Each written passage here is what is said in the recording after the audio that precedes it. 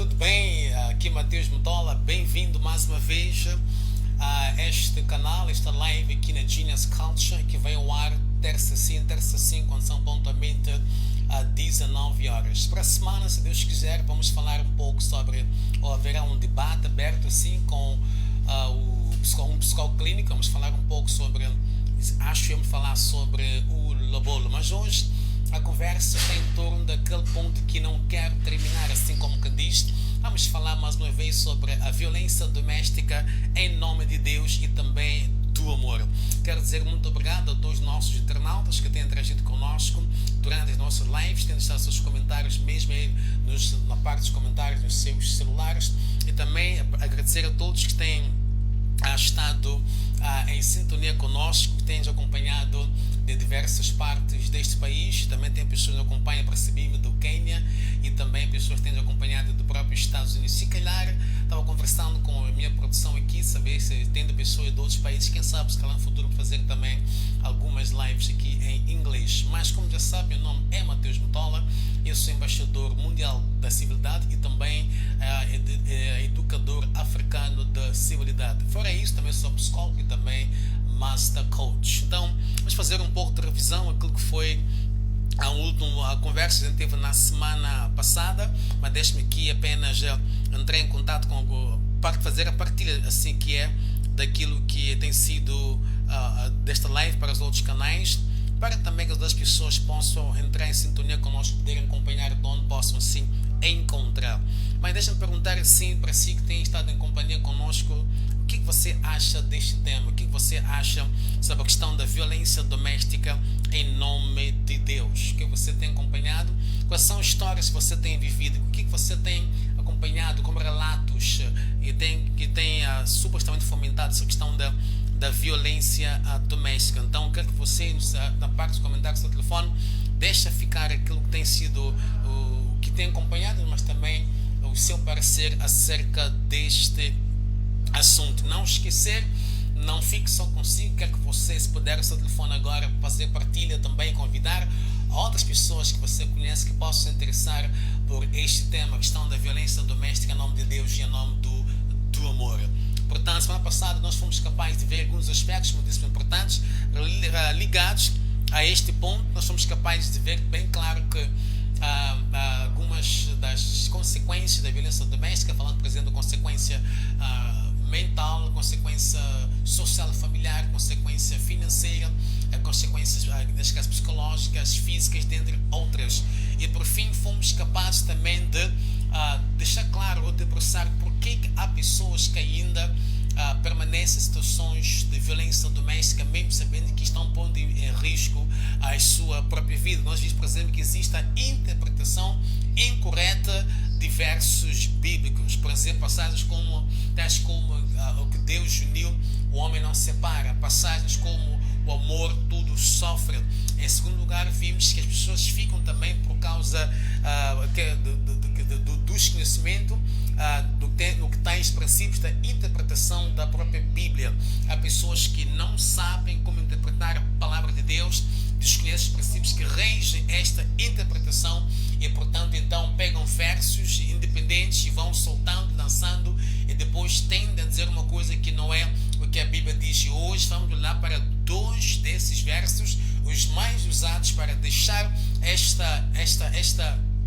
como posso dizer, esta interpretação ou subentendimento de que é bom, é bíblico estar a passar por situações de agressão dos nossos relacionamentos, porque a Bíblia assim deixa entender por causa desses versos são apresentados. Porque também outra causa que tem sido muitas das vezes a falta de direção pessoal na sua vida. Quando você não tem direção pessoal na sua vida, é muito normal que você fique numa relação abusiva, que você aceita maus tratos, que você aceita abusos, que você aceita situações que submetem a situações que afetam a sua saúde mental, a sua saúde espiritual, a sua saúde emocional e também, com o momento, a sua saúde física.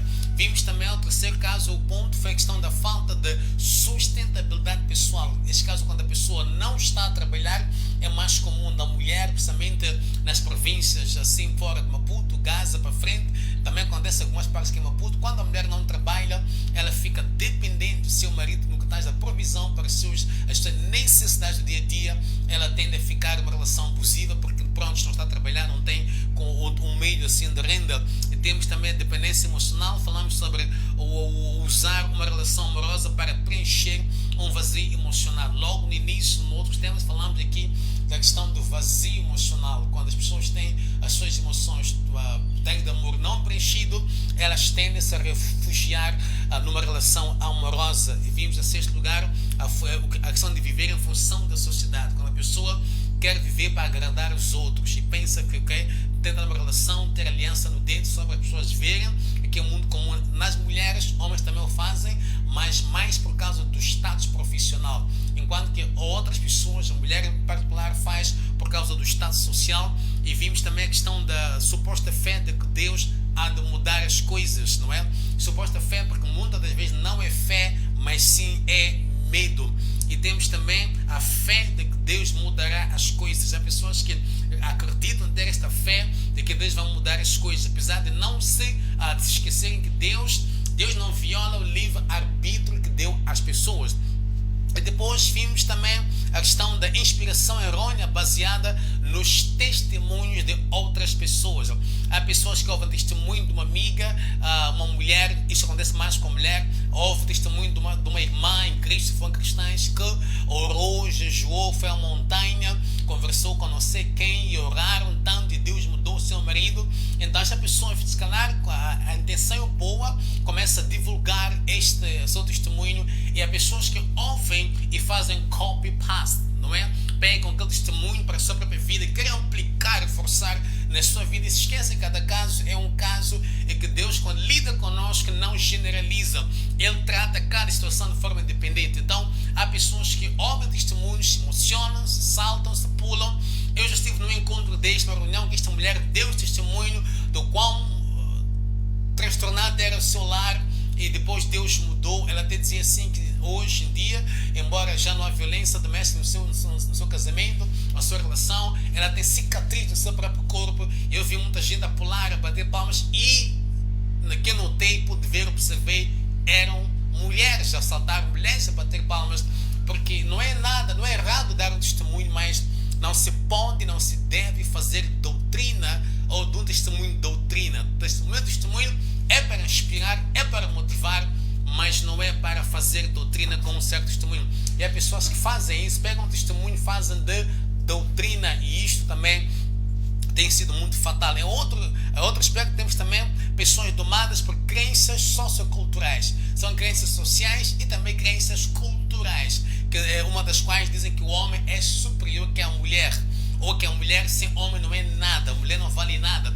Pode estudar, pode estar a trabalhar, pode ter um cargo profissional muito elevado, mas se esta mulher não tem marido em casa, não tem um homem, ela não é valorizada. Eu tive uma cliente que me disse assim que no seu serviço os colegas já disseram para ela que você, mesmo estando aqui, mesmo sendo diretora, ela não é diretora ainda, mas mesmo que fosse diretora, se você não tem um homem, nós não vamos te respeitar. Tem uma diretora, quer dizer, uma mulher na câmara de diretora, da diretoria sendo mulher, eles estão dizendo, nós, aquela diretora está ali como diretora nossa, mas para nós, porque não tem um homem, não tem marido, não se fala de nenhum homem na sua vida, nós não a consideramos, não achamos que ela não vale absolutamente nada. Então há pessoas que ouvem essas coisas, mulheres em particular, e correm, entram numa relação ou permanecem numa relação tóxica, tudo por conta daquilo que a sociedade vai dizer por causa do seu status e tudo mais.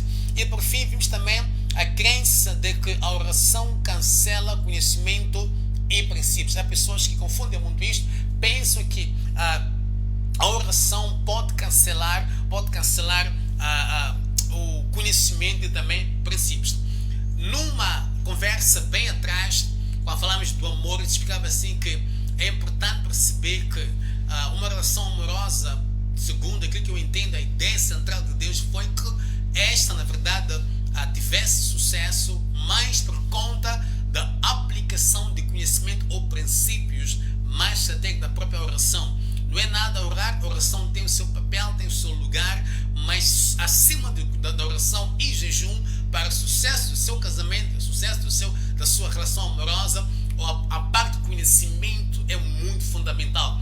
Veja só que eu desafio você agora que acompanha esta live comigo para perceber uma coisa interessante. Por exemplo, eu não cheio, não quero dizer que não exista, porque a Bíblia é um livro maravilhoso, a Bíblia tem muita coisa que a gente não vê a primeira, a segunda, a terceira. Temos que ler infinitas vezes para poder discernir e ver certas coisas. Hoje estou a ler a Bíblia, uma passagem que eu já li várias vezes, mas hoje estou a ter o entendimento que não tivera anos atrás quando eu estudava essa mesma passagem.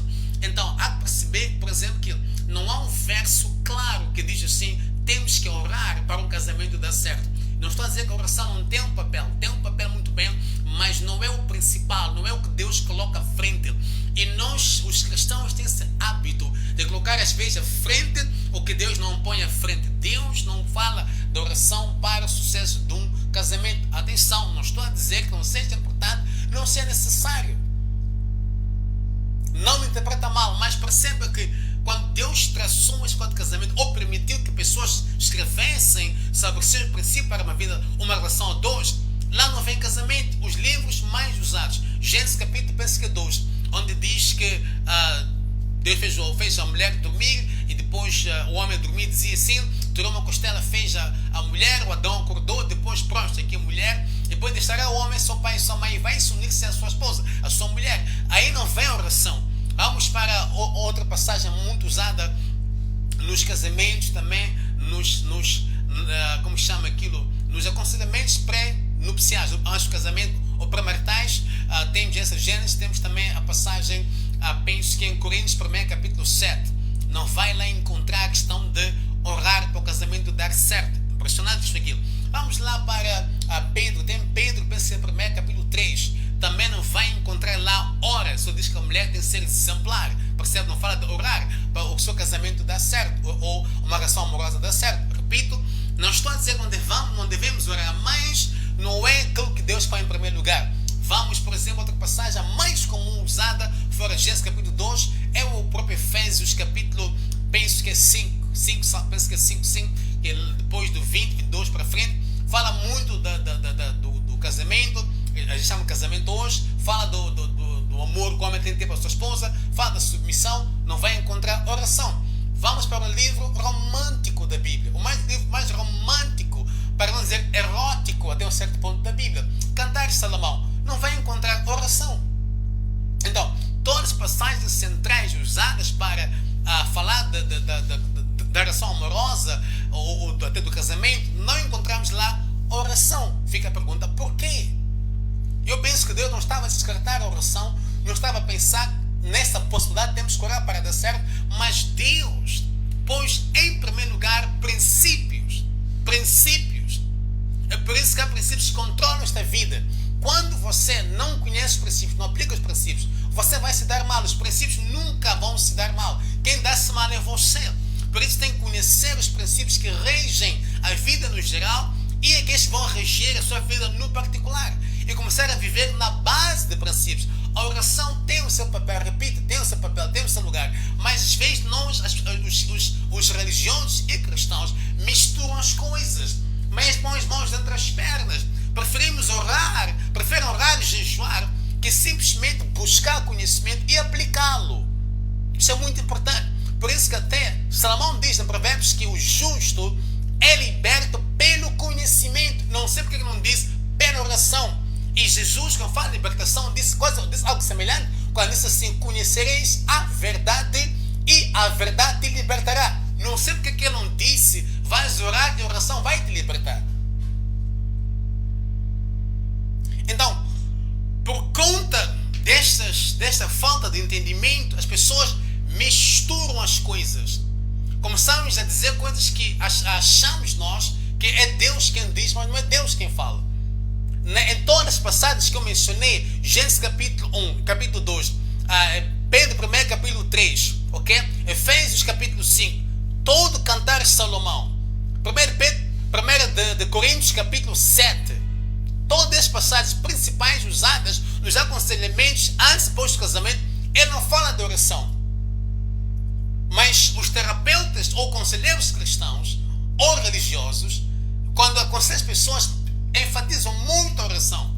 E há pessoas que oram cá entre nós, Há pessoas que jejuam, mas eu já falei da minha amiga orava bastante, jejuava bastante.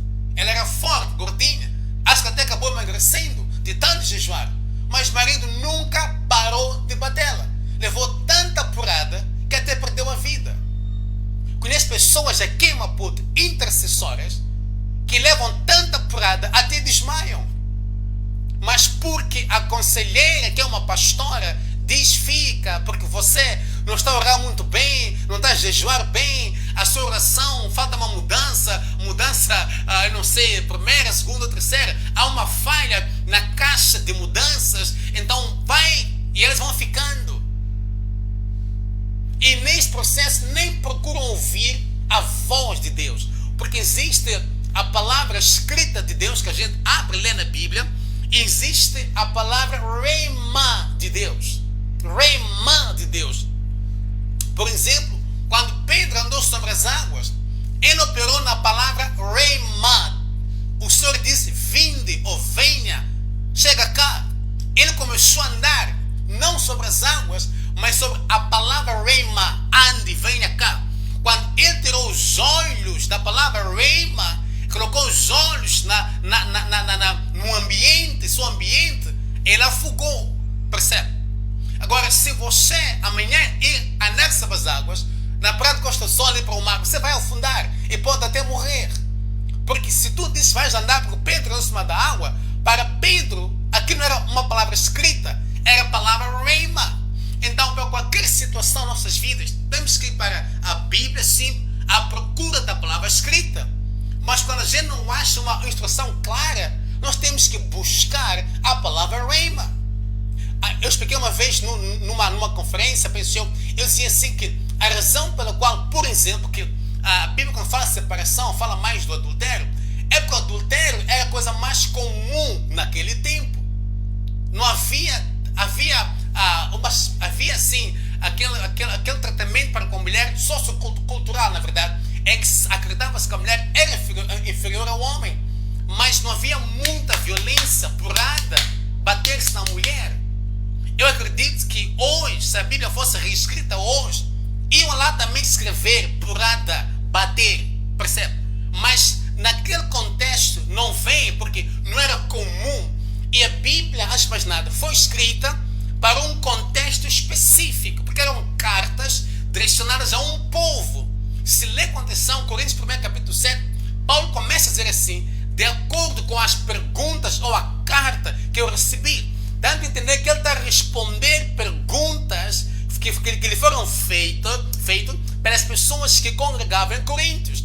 No capítulo, penso com o 2, ele deixa entender a mesma coisa. Ele diz assim que a família de Cló disse-me 1, 2, 3, 4, 5. Aí tu vês que ele quando escreve capítulo 1, 2, 3, 4 até 6, está a responder, falar do assunto que lhe foi trazido a si pela família do Cló ou da Cló.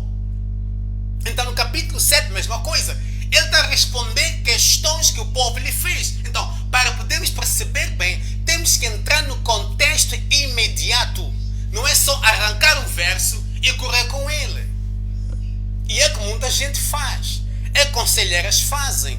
É que pessoas que ensinam a palavra fazem. E nesse processo todo, acabam direcionando mal as pessoas.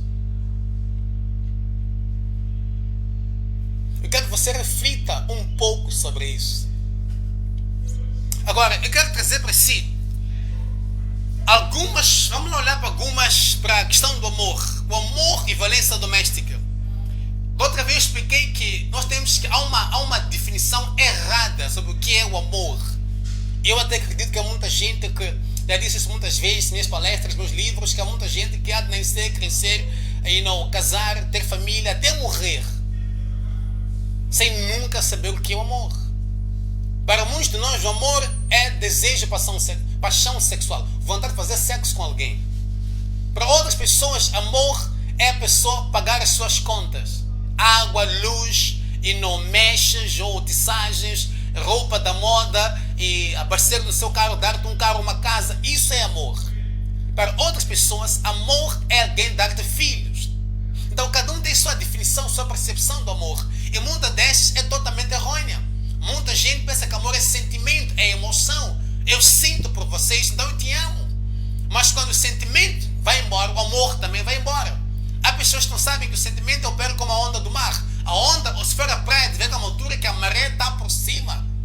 Vai outro dia, o mesmo dia, no outro período, a maré já era, as águas estão mais para dentro. Então, a emoção opera desta forma. Hoje está para cima, amanhã está para baixo. É por isso que é normal quando duas pessoas se separam e você pergunta por que está a deixar o seu noivo, a sua dama ou o seu damo. Diz, não sinto mais nada. Veja só como diz, já não sinto mais nada por ele. Não sinto mais nada por ele. Porque esta pessoa interpreta o amor como sentimento. Então, por não entendermos essas coisas todas, acabamos caindo em situações que não nos ajudam.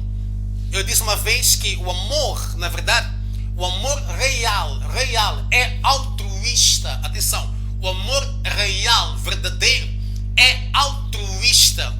Este amor deseja o maior bem do seu parceiro, contando com nada em troca. Pense nisso.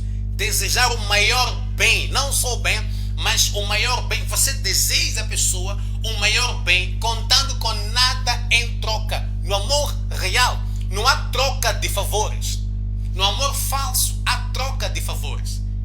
Eu dou-te 1, 2, 3, você dá-me também 1, 2, 3. A gente espera o retorno, que a retribuição desse favor. Mas no amor real, não há retribuição. Eu sei que é um desafio porque muita gente não consegue chegar a este nível. Por várias razões que não vou aqui falar hoje. Um dia, se calhar, vou tocar neste assunto porque eu acho também muito importante. Muitos não conseguem chegar neste nível de doação total e completa para com os seus parceiros. Noivam, namoram, noivam, até casam, fazem família, mas não atingem este auge, este nível de entrega total e absoluta, contando com nada em troca. Esse é o amor real, o amor altruísta, que eu acredito que é propagado e ensinado na palavra de Deus. Agora, só é possível amar alguém desse jeito quando você atinge um ponto de morte para o seu ego. Nós temos um ego, uma parte de nós que nos controla, que nos faz perceber, que discerne entre bem ou mal. Quando eu acho que você vai fazer mal, a tendência desta parte é fazer fugir de você, fugir de si, fugir daquilo que minha mente interpreta como mal e me faz apegar naquilo que a minha mente interpreta como prazeroso. É o nosso ego. Então, a pessoa tem que morrer para este ego, aniquilar por completo, não depender deste ego para interpretar o que é o amor. Senão o amor altruísta não vai se manifestar. E também este amor só se manifesta quando você tem o seu autoestima no lugar. O maior problema das pessoas, isso eu falo desde 2004, o maior problema do ser humano até hoje, também considero a pior doença do homem até hoje. Naquele tempo a pior doença era o HIV, depois veio a ébola, agora veio o corona, não sei como o corona vai ser classificado, mas naquela altura a maior doença número 1 do mundo, a pior, era o HIV. Depois veio a ébola e tudo mais. E eu naquela altura dizia assim que a maior doença do homem é a crise da identidade. Isso está a matar muita gente, em especial africanos. A crise da identidade. E a crise de identidade, uma vez falei, tem 4 aspectos. Um dos quais é a autoestima, que é o como você se ama. Isto tem a ver com aceitação, autoaceitação incondicional. Quando você aprende a gostar de si por quem você é, não por o que você tem e não por suas conquistas, mas por quem você é como ser humano. Independe da sua cor, da sua idade, independe do seu atributo, dos seus valores, independe da sua moral, independe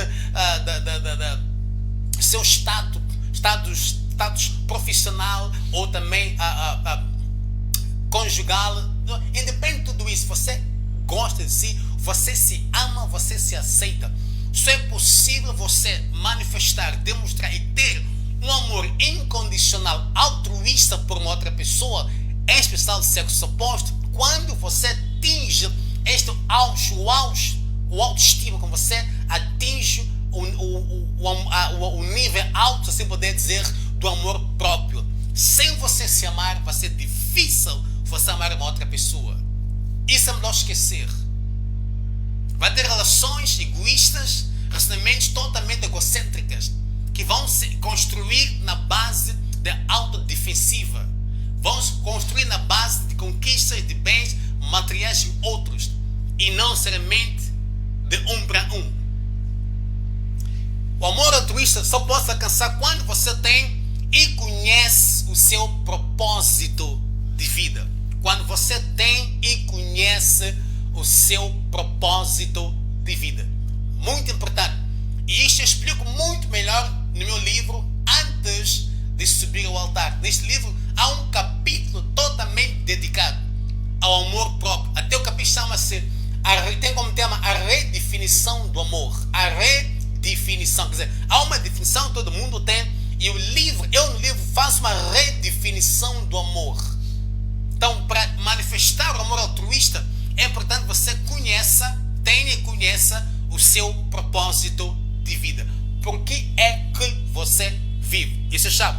Também, quando você entende e percebe o real significado e importância de um homem ou uma mulher na sua vida. É muito importante.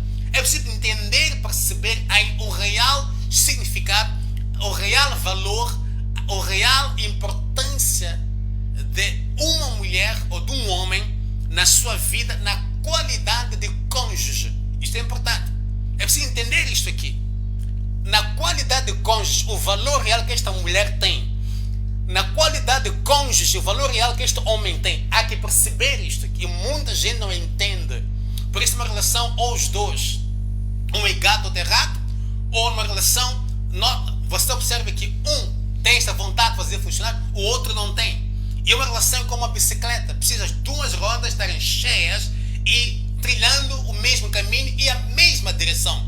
Numa bicicleta, se a roda de frente vai para frente, a roda de trás vai para trás, a bicicleta entra em caos. O quadro da bicicleta não terá direção. É por isso que as duas rodas devem ir para a mesma direção. Percebe? E isto não é uma coisa só numa relação, não é algo que tem que se fingir. Eu não vou seguir. Não. É uma aceitação que vem do fundo do seu coração, onde ninguém consegue ver. Portanto, é preciso que entenda no fundo o real significado desta pessoa. E depois também, o amor altruísta só se manifesta quando você sabe ou descobre o real significado de uma relação a dois. Qual é o significado de uma relação a dois? Esta pergunta eu fiz muitas vezes nas minhas palestras. No meu livro, o Tic-Tac do Coração, meu livro Sabedoria Sentimental, eu falo dessa situação de forma muito profunda. Sabedoria Sentimental, eu recomendo que você leia este livro. Sabedoria Sentimental. Mesmo você que diz que já é casado, você vai precisar deste livro para os seus filhos e para toda pessoa solteira que você conhece, antes de subir ao altar. Qual é o real significado de uma relação a dois? E se pretende casar, qual é o real significado de um casamento? Se você fizer o seu TPC, vai descobrir que muita gente casa por causa de sexo. Principalmente os que dizem ser cristãos ou religiosos. Dizem que estão cansados de pecar ou não querem cair no pecado, então arranjam alguém para casar. Outra gente casa, em especial mulheres, por causa de pressão lá em casa, na família. Tens 25 anos, não casas por quê? Estás a acabar o arroz aqui daqui de casa, engateada, casa de macamundo. Ou as mães que querem ter netos. Minha sins ou Guga, estou a envelhecer, tenho 50 anos, tenho 70 anos, preciso ver os meus netos. Então começam a procurar alguém para casar. É por isso que é comum uma mulher ser pedida em casamento por um homem que ela não gosta, ela dizer sim. Enquanto não ama essa pessoa, aceitar por causa da aliança e do status social. Ou até por causa também da pressão que recebe na sua casa. Motivação errada. E nos meus livros, no Antes de Subir ao Altar, no Tic-Tac do Coração e também na Sabedoria Sentimental, eu deixo bem claro que a sua relação até casamento não será diferente da motivação pelo qual você casou. Se você casa porque ser um homem ou sua mulher é estudada, Você vai ter esse diploma, vai ver o diploma na sua casa, onde viver com essa pessoa. Se você casa porque ele tem dinheiro, você até pode ter o dinheiro, vai ter uma boa mesada, percebe? Vai ter um bom carro, se é porque ele tem carro. Mas não há garantia se você vai ter o amor dessa pessoa. Ou que há de viver um grande amor. Portanto, é necessário que esteja bem claro antes de você dizer sim a alguém, em especial antes de você subir ao altar.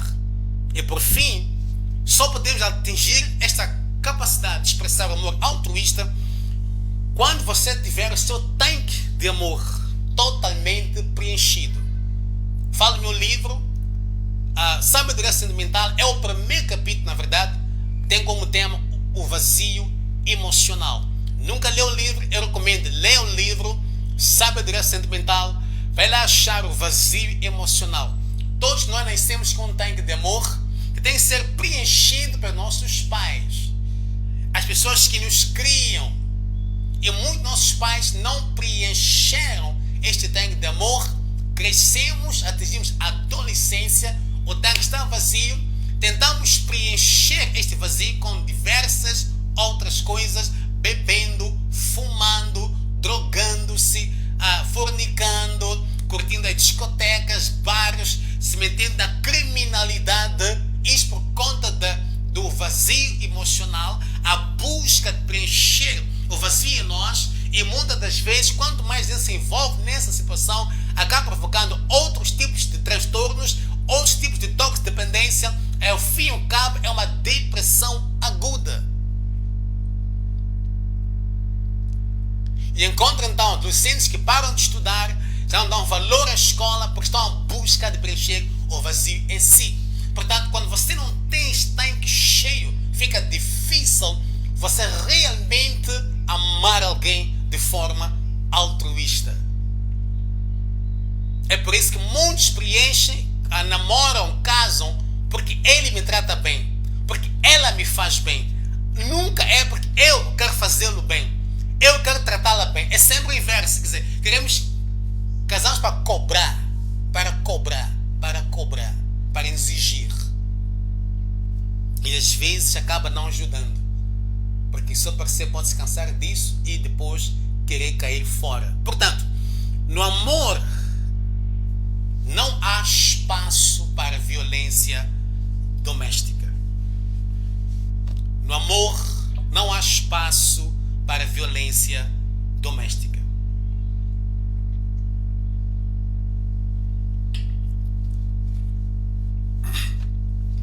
Eu recomendo, mais uma vez, que você leia o livro Sabedoria Sentimental e também o livro Antes de Subir ao Altar.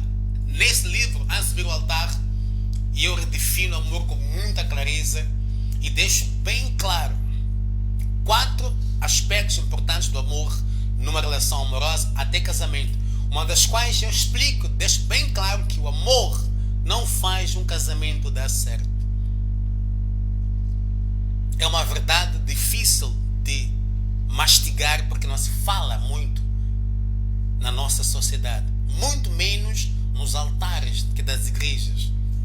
O amor não faz. O que faz uma relação dar certo, eu falei aqui, e também a questão de conhecimento e aplicação do mesmo. Agora, há um ditado interessante que diz o seguinte: quem ama sofre. Não é só um ditado, mas é um verso. É um ditado extraído de um versículo bíblico que se encontra em 1 Coríntios capítulo 13, entre verso 4 ou verso 7. Logo no início, vemos o livro de Coríntios 13. Este capítulo é tido como capítulo do amor, porque apresenta algumas definições do amor, definições meio estranhas. E muitas das vezes, se não há cuidado no estudo, na percepção, no entendimento, acabamos tendo uma interpretação totalmente errada daquilo que estava na mente do Espírito Santo quando escreveu ou inspirou o apóstolo Paulo para escrever este livro, em especial este capítulo. Há uma crença sociocultural e religiosa advinda de experiências na infância e má interpretação da Bíblia, isto é, em 1 Coríntios capítulo 13, versículo 4. Capítulo 13, verso 4 de 1 de Coríntios. A nível religioso, pode ser, inconscientemente como não, propagado por pessoas que interpretam mal as escrituras sagradas. Se você for estudar a história das guerras, as guerras que já houveram no mundo, guerras tribais, guerras intercontinentais e outros tipos de guerras, vai notar que algumas dessas guerras tiveram sustento ou suporte religioso. Foram guerras iniciadas em nome de Deus, em especial as cruzadas. Vai ver na internet, no Google, o tempo das cruzadas, as guerras que houveram no tempo das cruzadas, elas foram criadas ou sustentadas na base da religião. Houve até um estudioso que dizia assim que a maioria das guerras no mundo aconteceram em torno ou em prol ou em volta da religião. Hoje temos, por exemplo, jihad, que é provocada por os extremistas islâmicos, que assim acreditam estarem a fazer em nome de Deus. Não começou com eles, o apóstolo Paulo fez a mesma coisa, perseguiu a igreja convicto de que estava fazendo a vontade de Deus. Percebe? Então, a má interpretação da palavra de Deus, em especial deste versículo aqui, é que faz com que muita gente ache normal sofrer numa relação a dois. Eu estava falando com uma colega há tempos atrás, dizia assim para ela: para o africano, casamento é sofrimento. Na sua casa, quando você vai casar, se quiser, pergunta à sua mãe, ou pergunta aos seus pais, suas tias, seus avós. Houve uma época, em especial década 80 até os fins de 90, quando houvesse um casamento, a noiva chorava bastante no altar. Ela mojava, enxugava seu vestido de tantas lágrimas, percebe? Desde o momento de sair de casa para a igreja, para o palácio ou outro lugar, não é? Tinha que chorar, chorar, chorar. Hoje é diferente. As noivas já gingam suas alianças, gingam com o buquê. Naquela altura não era assim. Aqui em África, aqui em Moçambique, em particular, e para ser mais específico, aqui no sul de Moçambique, aqui em Maputo, eu vi isso, era muito bebê, vivi esse momento. As noivas choravam como nunca. E eu perguntei a uma tia, por que as noivas choram? Dizia sempre que ela vai para o sofrimento. Na altura, quando aconselhavam as filhas, culaia, era prepará-las para o sofrimento. Quer dizer, o que ficava claro é que quando a outra chada vai casar, você vai sofrer. No fim da década 90 e no início da década 2000, criaram este termo, que não sei se teria o termo, ou se chamaria, não sei se chamaria de quê? Ou expressão, não é? Diziam assim que kukanza ukate himbilo. Passa a expressão, a pronúncia, kukanza ukate himbilo. Quer dizer, kanzar é pilar. Vais lá pilar o seu lar com o seu coração. Que é uma expressão para tentar dizer assim, tu vais sofrer. A mulher é programada psicologicamente, espiritualmente, até emocionalmente, para não só antecipar sofrimento, mas para submeter-se aos maus tratos.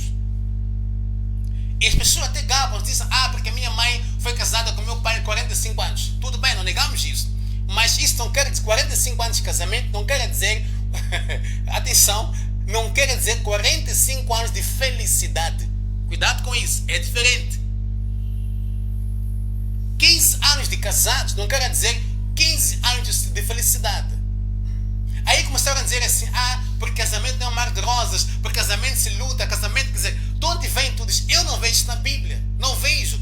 Deus não foi capaz de antever sofrimento no lar. Deus não foi capaz de antever porrada no lar. Não foi capaz de antever, quer dizer, lar não é um mar de rosas, porque isso não está na Bíblia. Deus não vê isso. E é por isso que Ele não escreveu sobre isso na sua palavra. Mas nós, os homens, vamos defendendo sofrimento, maus tratos. Vamos dizer, é assim, a vida é assim, Deus fez assim, nenhum lar é perfeito, porque casamento não é mar de rosas, sempre com expressões para justificar maus tratos, para justificar a aceitação cultural e social, até religiosa, dos maus tratos. Achamos isso normal, vamos vivendo assim. Mas o Criador, o que diz sobre isso? O que é que você pensa? A pessoa, o ser que inventou o casamento, o que é que ele diz? Não vamos achar. É possível que ache, eu não sei, não é? Porque nunca li a Bíblia, quer dizer, a Bíblia é um livro muito complexo. Pode ser que lá esteja a coisa eu não tenha visto. Em que ele diz assim, e casarás e sofrerás. Casarás e vai levar porrada. E casarás e vão te maltratar. Quer dizer, não há previsão do Criador nisso. Quanto a este versículo aqui, vamos estudar com muita cautela, ok? Pessoas confundem ou misturam ensinamentos bíblicos com crenças culturais e tradicionais. Há pessoas que misturam ensinamentos bíblicos com crenças tradicionais e também com crenças culturais. Por isso, quando você vai casar, os que te aconselham te preparam para o sofrimento, porque já se acredita que é normal e temos que ficar, temos que aturar, mesmo sabendo que há pessoas que acabam morrendo por conta disso. Parece que não querer mudar de ideia. Continuamos a ensinar os nossos filhos que casamento é assim. Você basta casar, é para sofrer. Os pais até dizem, logo que o peca, não se volta mais aqui. Só há um V. E nunca percebi porque que um pai vai dizer isso à sua filha. Mas este pai também está amarrado a crenças socioculturais e tradições. E até crenças religiosas que não têm sustento bíblico.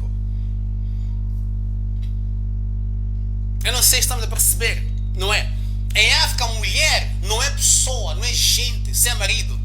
E é lixo quando supostamente perde o seu lar. Em África é assim. Aqui no sul de Moçambique é assim. Maputo, Gaza e Inhambane é assim. Quando a mulher perde o lar, perder entre aspas, atenção, entre aspas, quando ela perde o lar, ela é lixo. É insignificante. Nem o pai a quer receber de volta para casa, porque é um lixo. Desonrou a família, quer dizer, o ego do pai, o ego cultural do pai está acima do amor pela sua filha. Então ela que fique, que se vire. Se abatem, ela vão já é com ela, não quer saber disso. Que se vire. Eu acho que isso é uma doença.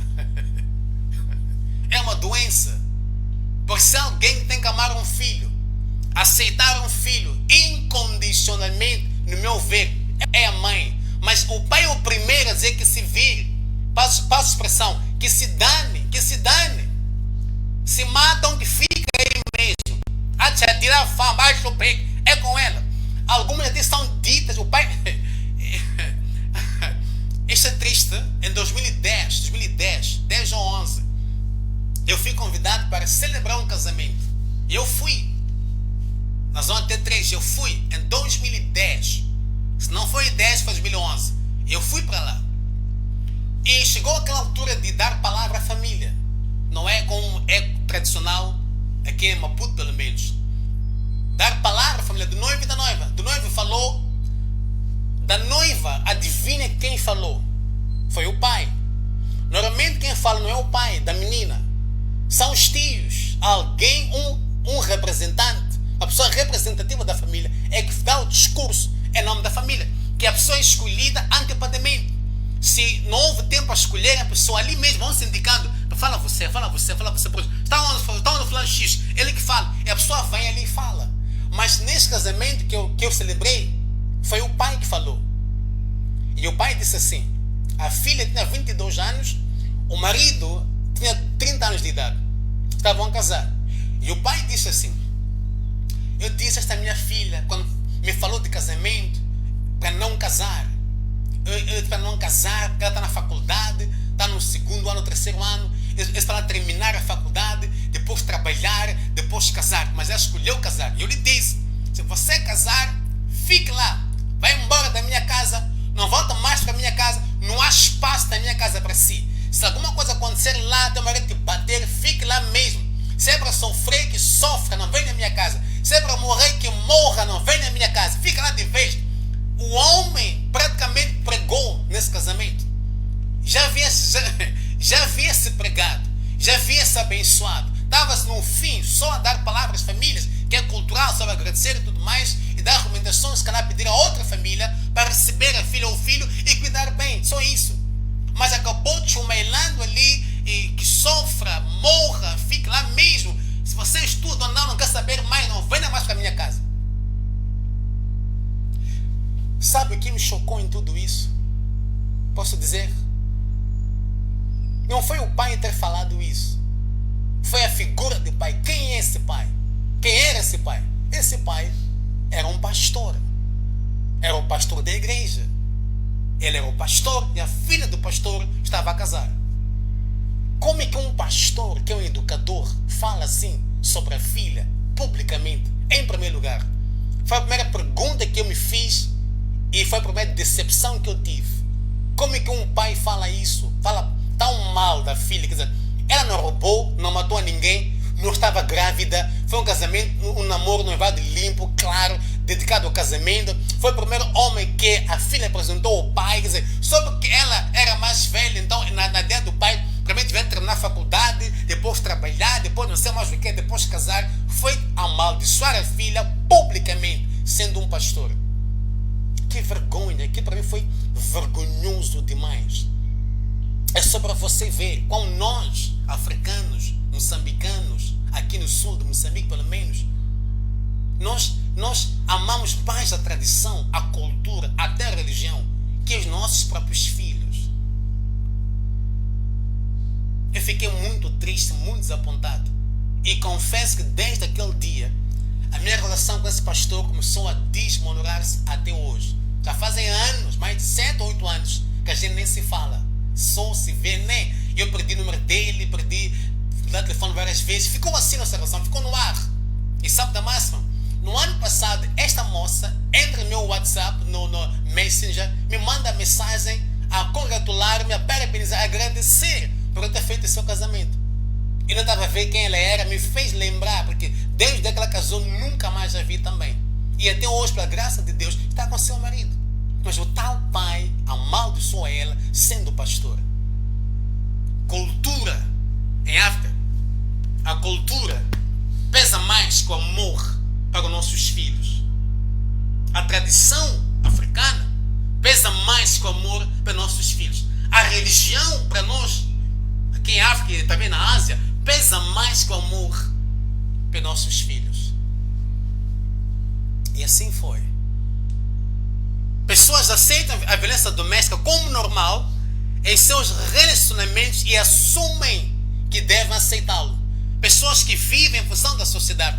O que mais conta para essas pessoas é aliança, independentemente de ser feliz ou não. Vivem em função da sociedade. O que conta é ter aliança. Se sofre, não sofre, é feliz ou não, nada a ver. O que conta é aliança. Pessoas que realmente desconhecem o amor real. Não conhecem o amor verdadeiro. Então acabam aí a falar amor sofre, amor é sofrimento, amor... E é tanta gente a sofrer por conta disso. Agora, quando a gente fala deste ditado, amor sofre, é preciso contextualizar esta expressão especial, verso bíblico. Temos que contextualizar. Olha só. O amor, a Bíblia diz assim, na tradução a Almeida corrigida, fiel, diz o seguinte: o amor é sofredor. Depois diz o amor é benigno. Vamos ficar aqui no sofredor. Ele diz o amor é sofredor. Atenção, meus irmãos. Lembre-se que a Bíblia não foi escrita em português. Ela foi escrita em grego, no Novo Testamento. E foi traduzida nas diversas línguas. Eu creio que a tradução em português veio do inglês. E a primeira Bíblia completa em inglês é tida como a versão King James.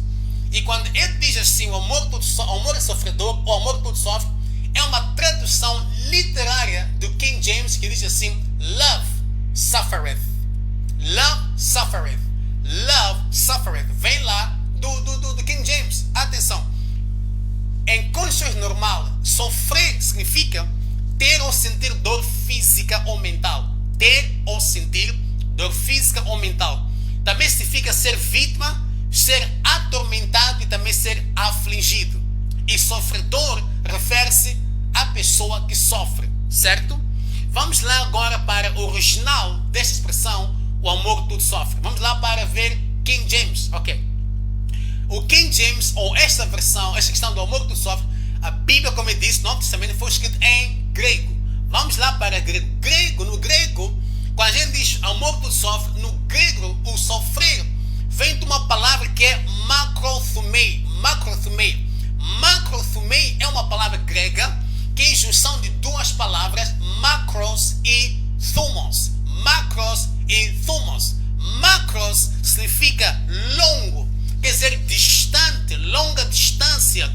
E thumos significa explosão de paixão ou ira. Também significa comportamento motivado pela paixão. Agora, makrothumei no King James ele traduz como long suffering. Long suffering. Long quer dizer longe e suffering quer dizer sofrimento. Long suffering. Em outras palavras, long suffering, que é makrothumei no grego, significa paciência. Paciência significa longa paciência ou significa longanimidade, quer dizer paciência. O amor tudo sofre ou sofrer no contexto, quando Paulo escreveu em grego, quando diz amor tudo sofre, ele não diz amor tudo sofre. No sofrer, ele usou a palavra paciência ou longanimidade. Longanimidade significa, é um substantivo feminino da língua portuguesa e define alguém que possui a característica ou qualidade de grande ânimo. Uma pessoa que encara com coragem as adversidades a favor de alguém.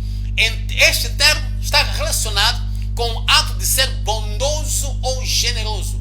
Bondoso, atenção, bondoso ou generoso. A paciência extrema suporta ofensas, injúrias ou os próprios sofrimentos, também por ser um exemplo da longanimidade. O significado livre da palavra de origem hebraica é vagaroso em irar-se ou lento em irar-se, ou seja, alguém que demora a entrar em estado de ira, raiva ou rancor. Isto é, alguém que demora a zangar. Demora zangar. Repito, demora zangar. Na expressão grega, na versão grega, aliás, da expressão makrothumei, é a expressão macrothumia, que significa longura de espírito, longura de espírito. Em outras palavras, o amor tudo sofre refere-se à qualidade e capacidade acima da média de demorar zangar. Isto é, o amor demora zangar, não é sofrer, demora zangar, demora zangar. Em outras palavras, a tradução literária de long suffering, que em português devia ser o amor demora se zangar ou quem ama demora zangar. Ao contrário de sofrer, que quer dizer padecer dor. Então, esse versículo diz assim, o amor tudo sofre, o amor é sofredor, está mal traduzido, está muito mal traduzido. Eu repito, está mal traduzido. Mais uma vez, está mal traduzido. O Espírito Santo, quando fala com o apóstolo Paulo para escrever, ele não escreveu o amor tudo sofre. Ele escreveu o amor demora a zangar, ou a pessoa que ama demora a zangar. Não diz que não zanga, diz que demora a zangar. E João Ferreira de Almeida, ou por não entender, ou outra razão, traduziu o amor tudo sofre. É uma tradução que você tem que pôr xixi na sua Bíblia, tem que arriscar, porque está errado, erradíssimo demais. Mundo por pensar, não é? A igreja está com a cabeça a girar agora. Está a rir aqui comigo, está a cabeça dentro a girar. Mundo por pensar. Está muito mal traduzido. Long suffering, mesmo em inglês, long suffering, é uma qualidade de frear os nervos por muito tempo ou por um tempo bem longo. Frear os nervos é o de calma. Está a perceber? Segurar os nervos. Não explodir, segurar os nervos.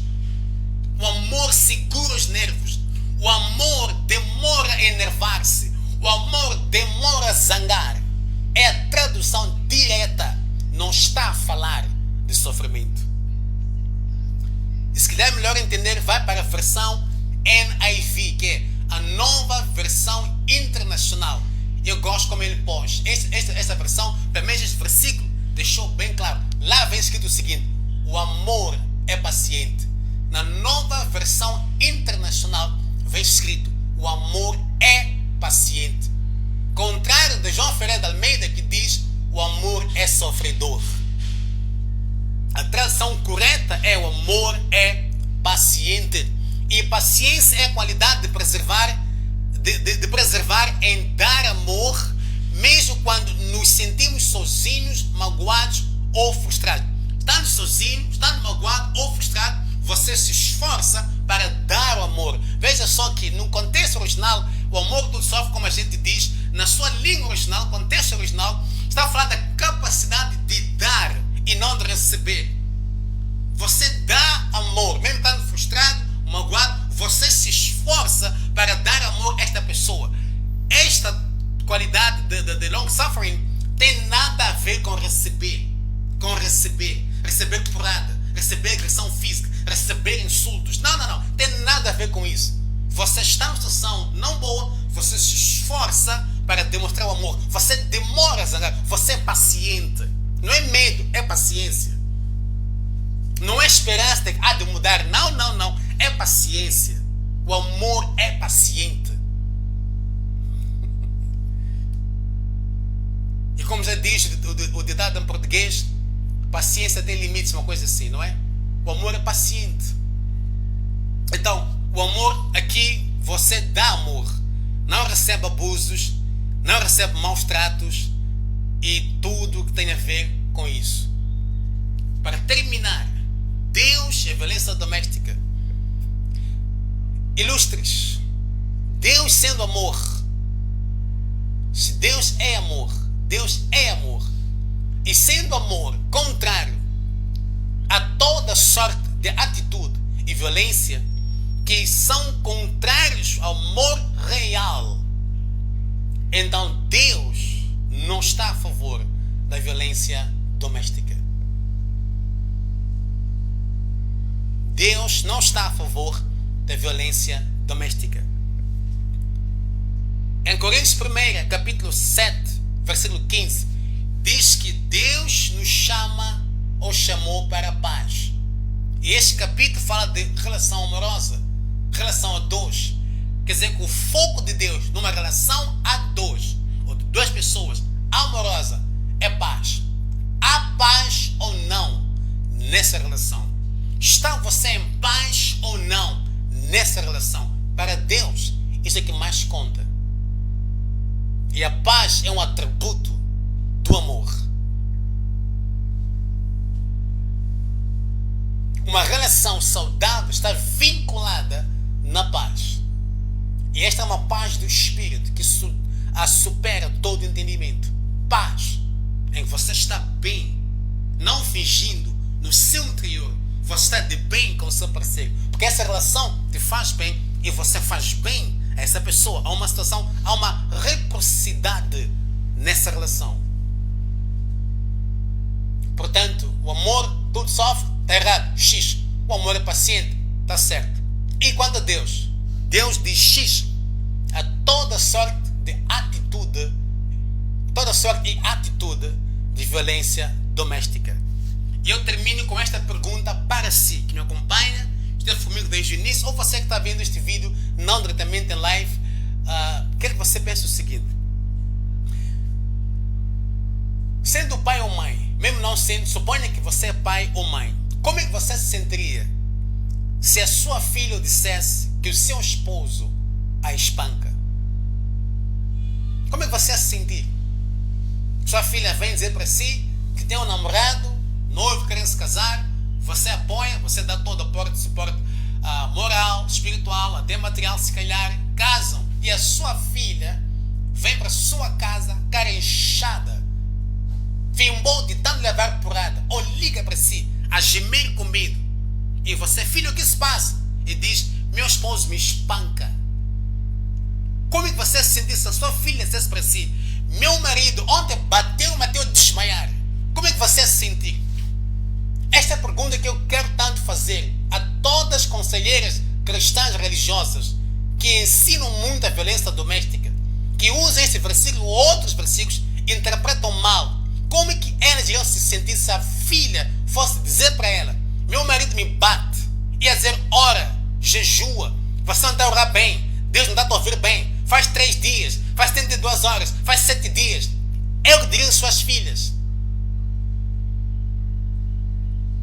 Eu vou ser honesto consigo. Das pessoas que eu conheço que ensinam essas coisas, conhecendo os seus maridos, eu duvido muito que elas e os seus maridos iam bater palmas. Dizer, vamos com ela, vai lá, ora mais, fica aí mesmo, ora mais. Eu duvido muito. Mas são boas pessoas para dizer isto às outras pessoas.